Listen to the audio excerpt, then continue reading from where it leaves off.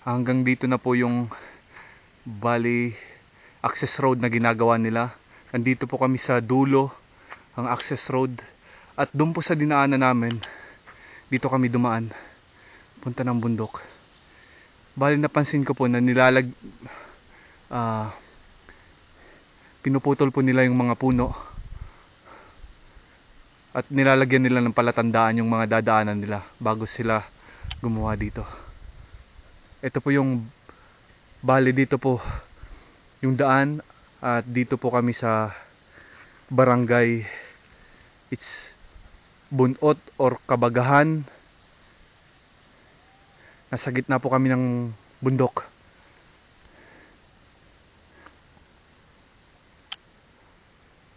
Halos patay po yung puno na dinadaanan nila. Tulad na lang po nito. Wala po kayo ditong makikita. Maraming puno yung namamatay dito.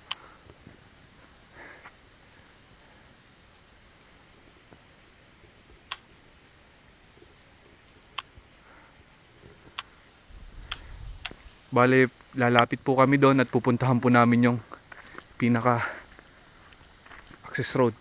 Ito po yung mga marka ng mga heavy equipments nila.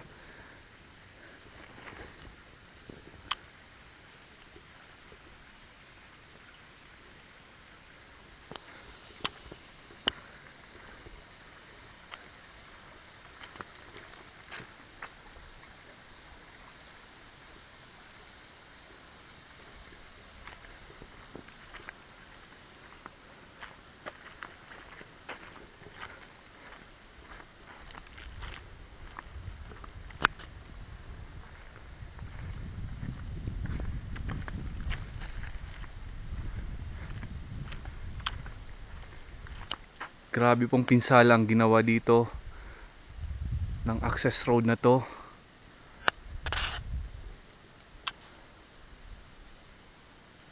Lahat ng puno na dadaanan.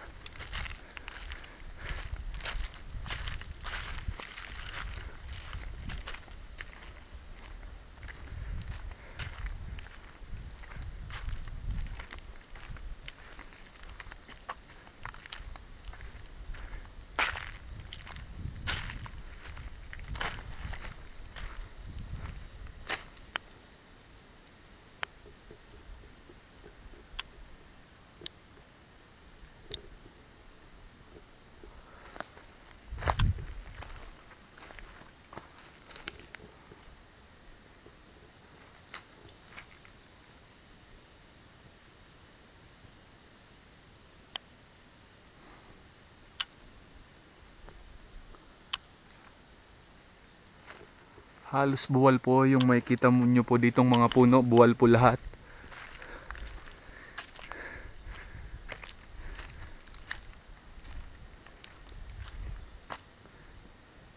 At may mga bato na rin po dito kayong makikita.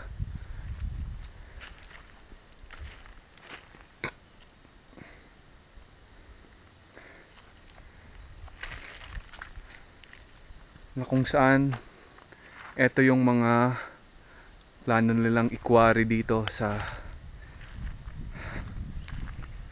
munisipalidad ng Matnog. Ito po. Dino-document ko po ito ngayon. Umaga.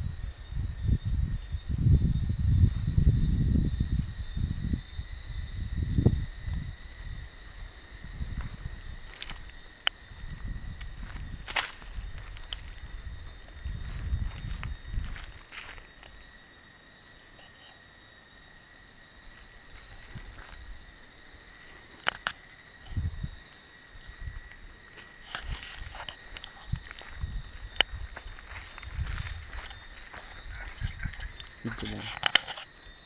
Video mo. Hmm. Video mo. Sige.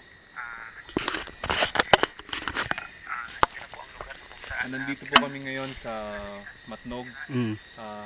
Ito na po yung access road. Papunta po ng site na kung saan sila kukuha ng mga sinasabi nilang target site nila ng mga minerals na marami. Bale, ito po yung nakikita nyo sa background ko, sa likod ko. Ito po yung mga punong nadamay sa paggawa po nila ng mga access road nila. Bali po ito yung mga putol na puno. Malalaki na po. Sobrang lalaki po at kung isipin po, grabing epekto po nito sa kalikasan, lalo na po sa mga lokal na tao dito sa Matnog, yung mga nakatira po dito. Dahil ito lang po yung pinagkukunan nila ng kanilang ikinabubuhay. At dito naman po makikita nyo. Yan, very good. Sus, nakuha pa na agad ang site. Sana may imunta dito sa unahan ng bulldozer. Makikita nyo po itong mga lupa na to. Yan. Ito yung mga lupang bubungkalin nila. Ito. Ito yan. Ito yung mga batong hinahanap nila. Ito yung mga minerals na sinasabi lang hanapin nila. Ito.